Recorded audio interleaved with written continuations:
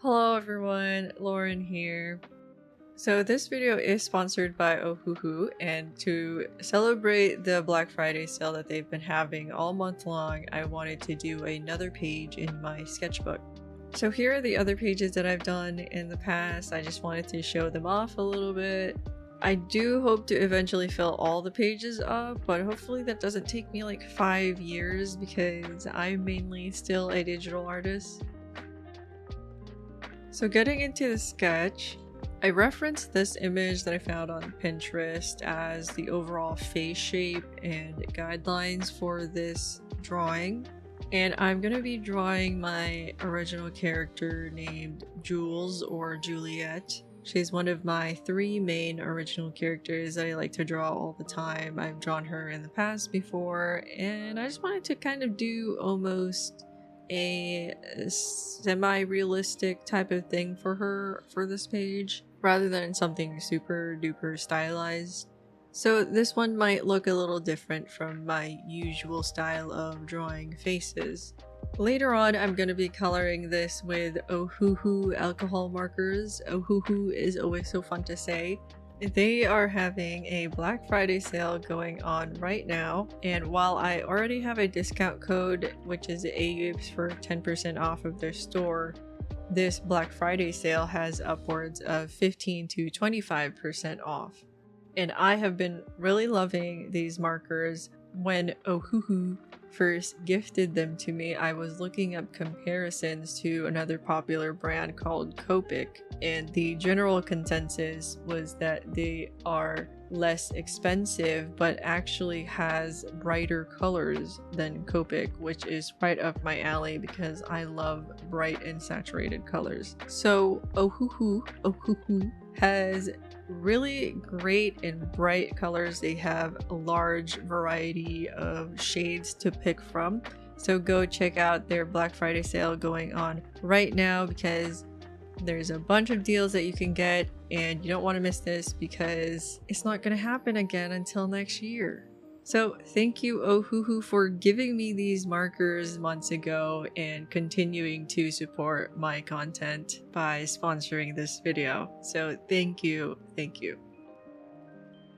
So this time when I sketched this, I actually used a pencil instead of straight to color pencil because I wanted to make sure I had this correct. If you were watching earlier, you would see that I really struggled with the nose and getting it the way I wanted it to be. And surprisingly, I didn't struggle too much with the placement of the eyes. I noticed that when I draw, the eyes tend to be not aligned with each other. Like one is either higher or one is lower, and I feel like that's because my own eyes are that way, and so my own sight is kind of tilted, I guess you would say. And so I tend to struggle with that, especially in traditional art. I mean, it's probably still a thing here. I did kind of hold it up to the light at some points to check like the flipped version of it, but eventually I was like, honestly, who cares? It's traditional art, it's not gonna be perfect. And then I just went into making those lines darker and lining over them with a red color pencil. And this red color pencil is just a Crayola red color pencil. I mean, it's not even red, it's more of like a magenta, a muted dull magenta. And I'm not gonna lie, I don't know where I found this. I don't know where I found this Crayola pencil because I don't have a Crayola set because I'm not a traditional artist. I think I might have stolen this from my sister and decided to just keep it after using it a couple of times. But it works. I do have Prismacolor color pencils, but honestly, I like this Crayola one better when I use alcohol markers. But I was just trying to do this very quickly since it's all gonna get covered up by the colors anyway.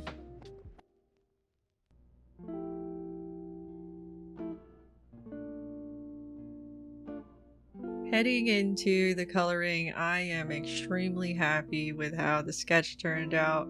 And then after I did that, I used this page to try out all the shades that I will be using for this, just to make sure that I keep track of it correctly, because one thing that I do get a little bit overwhelmed with when it comes to traditional art is keeping track of all the marker shades.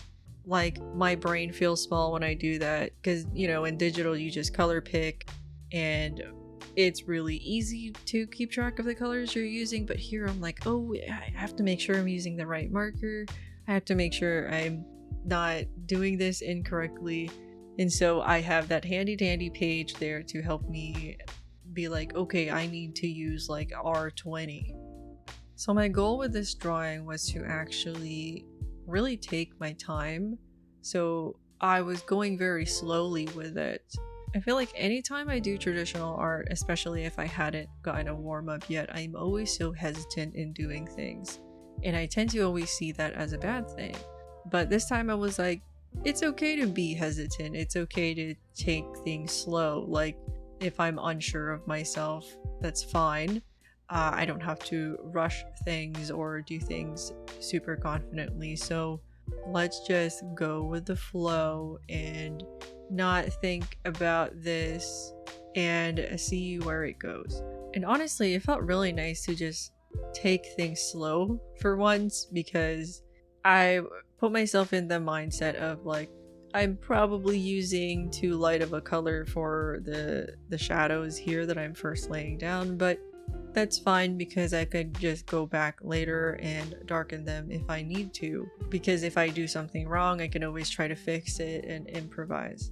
And so I would just tell myself that, like, if I mess up, if I'm unsure of myself, it's fine, just go with it, and if it doesn't turn out the way you want it, then try to fix it, you know, because I am aware that I can fix stuff if I want to. And hey, if it turns out super duper bad, in my opinion, I could always restart. There's no harm in doing that other than time lost.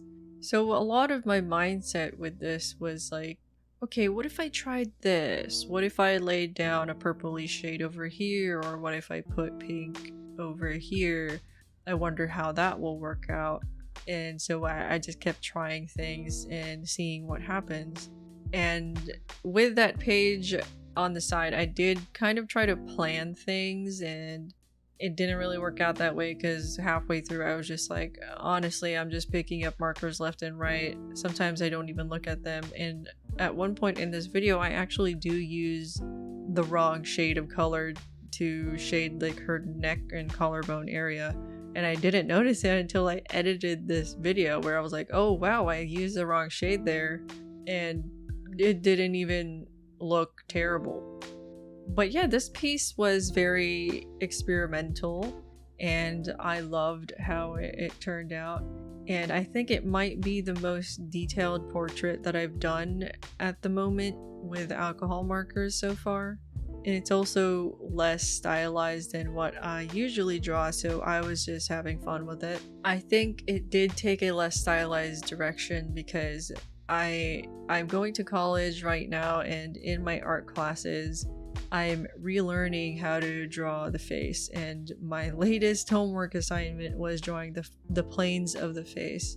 And so I think that going on at the same time that I did this was kind of steering my art in a more realistic direction than it was stylized, because I was like relearning all the rules that comes with the proportion of the face, when usually in my digital art I like to scrunch the face down a little bit, bring the eyes down, and I tend to not draw the faces as long as they should be like in real life. So that's why this ended up looking a little more realistic than usual, or semi-realistic. Don't really know what the right terminology for it is. And at this point, I was really trying to trust the process. I wasn't too worried about it because I was just like, art is always going to have that phase where it looks really weird, especially before you introduce the darker lines and bring it to a point where it has a high contrast. So I was like, yeah, it looks kind of weird, but who cares? Trust the process and it will always come together one way or another. once the darker colors and lines and shades are introduced into the piece.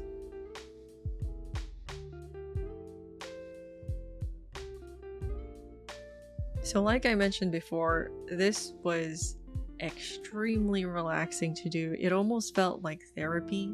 When I was working on this, I was just watching Drag Race season 15 with some of my friends, and it was a fun time. It was a vibe, one could say. And there is just something so relaxing about traditional art compared to digital art, at least. It's like taking a break from screens, but not really, because I was watching Drag Race and looking up at a screen sometimes, but it was such a change to go from staring at a tablet screen for 3 hours to staring at a piece of paper for 3 hours instead. This didn't take 3 hours. I think it took like maybe, I don't know, 2. But it was just such a nice change, because sometimes digital art is really overwhelming with all the layers that you have to deal with, grouping stuff, layer modes and all that, and all the tools that you have at your disposal. But with this, it's just one piece of paper, a few markers, one layer, and that's it. Although I do believe that the shades get a little confusing to keep track of, it's still a whole lot better than keeping track of like 100 layers in digital. And usually when I work, I do stuff in sections and different sittings. So let's say I'm working on a digital art commission, and I will sketch it and then take a break. And then the next day I will line it and then take a break.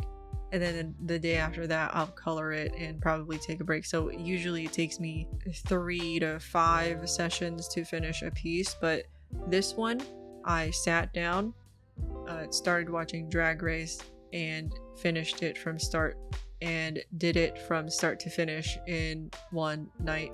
And it felt really good to do that. And honestly, like, I wasn't even really keeping track of time. I just sat there, started recording, and just immediately got put into the zone. It almost felt like the opposite of an art block, where it's like I loved everything that I was doing, because in art block you tend to dislike what you draw and it makes you not want to draw. But then this one was like, wow, I'm doing this and it looks good and it makes me want to do a second page already.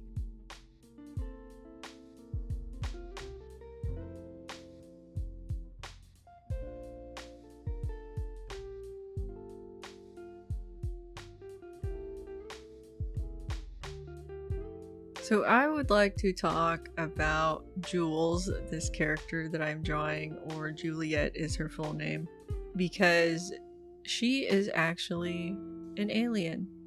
Yes, she is an alien. She is from another planet other than Earth. And I created her back in 2020 when I was hovering over the idea and being very ambitious, where I was like, I want to make a webtoon. What if I made a webtoon? But of course, that never happened. But my idea at the time was to take the movies and TV shows and books that I love of fantasy, like Vampire Diaries, Percy Jackson, Men in Black, and all of that, and to turn and to make a story that is similar to that, where there is a group of friends and they're going to school, college most likely, than high school, and they're having to deal with this secret world of magic and fantasy type of things in their daily lives, while also having to combat like trying to live a normal life at school and trying to graduate, and maybe on the side fighting some crime. And I was like, I don't really want to do vampires and werewolves and witches, so I'll go with them being from another planet. And I wanted to take the stuff from the vampires from like Vampire Diaries, where they are stronger, faster. I wanted to just put those traits into an alien species that is similar to humans, but just like way better than humans, basically. all of the alien characters, I ended up calling them Reverians. Reverians? I don't even know how to pronounce it because I've really never said it out loud. I've only written it on paper.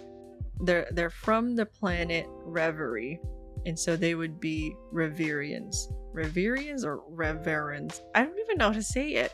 And this is like, I wrote this, I made this, and I don't know how to say it. I'll go with Reverians, even though it kind of sounds wrong. Okay, so the aliens from planet Reverie, Reverians, they are actually supposed to be very colorful. Think like red skin, blue skin, pink skin, neon skin, colorful in that, like, you know, like dark blue skin, really red skin. And their hair is supposed to also like emulate those colors. And they're just a very colorful type of people, colorful type of planet. And they're naturally stronger than humans, faster, and some of them would have kind of enhanced traits where they would have enhanced strength, and which would mean like they are the strongest of their race or their species. And then others would have enhanced speed, where they would be super duper fast, and others would have enhanced healing or endurance, where they could take a lot of hits there, or they could heal very fast, very quickly. And I ran with that idea, and I started writing in my little Google Doc. And Jules is a Reverian. She's from the planet Reverie, so she is supposed to have pink skin and white hair, and that is her original form. And I always neglect to draw her in her alien form because she has a human form, since when she stays on Earth, they have a little potion that they drink that is kind of like a glamour, like illusion. Not illusion, but it changes their body to match that of how a normal human looks, so that they are able to live on Earth and kind of live human lives. And that's basically a summary of the world build that I made, but there was way more to it. And I just did all that world building, but then once it got to the story, once it got to writing the story, my mind like blank. And to this day, I still haven't written even the beginning of that story. But when I was doing it, when I was like, oh, I'm gonna make this into a webtoon where they're all in college and maybe they live in a little co-ed frat house where they're all aliens, and maybe they're fighting some criminal alien organization that is taking advantage of their strength over humans, like kind of like an X-Men type thing where they're building up a team that fights against that secretly. So we would basically be like a slice of life type of webtoon. And what I also wanted to do with it was every chapter or every episode, whatever webtoon calls it, it would focus on a different character, because I wanted them all to be main characters. So I have my characters Jules, Sydney, and Zabella, and I didn't want just one of them to be the number one main character. I wanted them all to be main characters, kind of like, I think at the time I was reading Mark of Athena, and Mark of Athena switches every chapter or every other chapter from different characters' perspective. So in one chapter, even though it was third person point of view, it would be focusing on Percy, and then another chapter would focus on Annabeth, and then another chapter would focus on like Hazel or something. And I was like, I want to do that with a webtoon. But I was extremely ambitious back then, and I just did not have the skill set to execute everything that I wanted to do. And so I've just kind of set that idea and that ambition aside for now, and I'm just trying to develop these characters and their relationships and bonds with each other, because Jules is supposed to be best friends with Sydney, Bella, and another character that I have named Jasper. But I just have so many things that I'm doing and so many characters that I like to draw that I neglect all of this. But you know, I'm sure other artists run into this problem too, where you have so many stories that you want to do, so many characters that you want to draw and develop, that it kind of all just gets overwhelming, and then at the end of the day you did nothing to develop any of what you wanted to do. And I'm kind of at that point where I'm just like, you know what, I'll just draw Jules and talk about her and see where it goes, you know. And if I ever do decide to finally write the beginning of that story that I have set aside for years now, then I know that I have my Google Doc of my world build, I have my characters, I have their relationships with each other. I just have to figure out a plot and conflicts and the outcomes of those conflicts.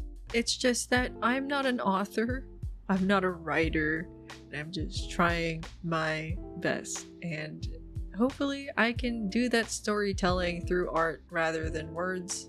And I've been learning how to draw backgrounds, I've been getting better with anatomy, and I want to draw my characters actually within the world that they are supposed to live in, rather than just floating in a space of white background like I always do. It's tough. Art is tough. And eventually I want to get to the point where I could at least like draw Jules's bedroom and her sitting on her bed or something like that. But for now, it's just gonna be a zoomed in portrait of her with a white background in my sketchbook.